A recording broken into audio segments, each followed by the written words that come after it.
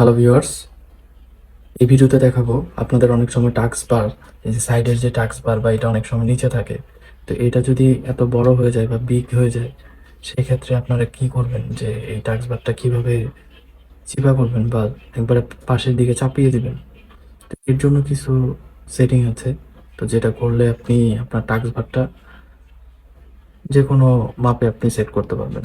তো চলুন দেখা যাক কি করা যায়। তো প্রথমেই আপনাদের এই যে ডেটের পাশে যেই গ্যাপ জায়গাটা, এই জায়গাটার মধ্যে আপনাদের গ্যাপের এই জায়গাটার মধ্যে আপনাদের রাইট ক্লিক করতে হবে। রাইট ক্লিক করার পরে এখানে অনেকগুলা অপশন দেখতে পাচ্ছেন, টুলবার্স।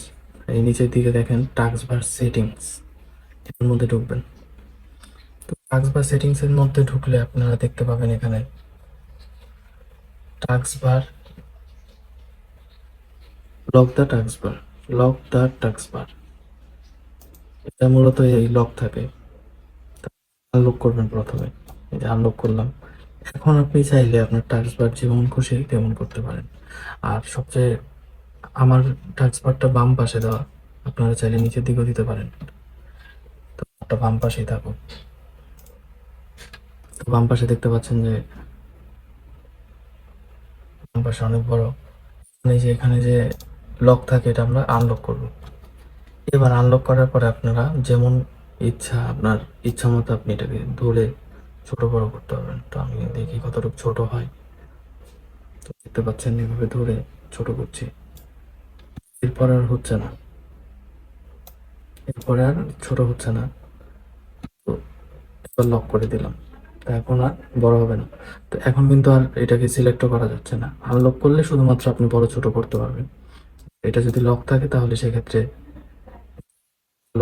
মানে বড় ছোট করতে পারবেন না।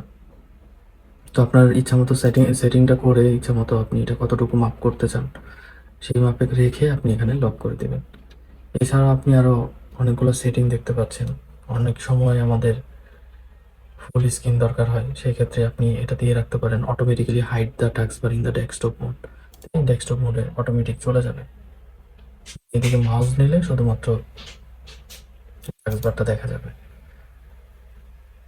তো এটা অফ রাখাটা আমি বেটার মনে করি। এই ছিল আজকের ভিডিওতে। এটা আপনি ইচ্ছা মতো ডানে বামে নিচে উপরে যেখানে ইচ্ছা আপনি এটা টাস্ক বারটা নিয়ে যেতে পারেন। তো মূলত এটাই ছিল আজকের ভিডিওর।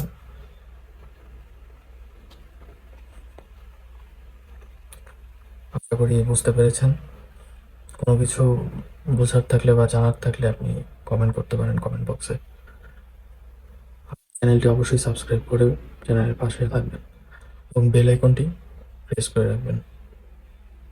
ধন্যবাদ সবাইকে সম্পূর্ণ ভিডিওটি দেখার জন্য।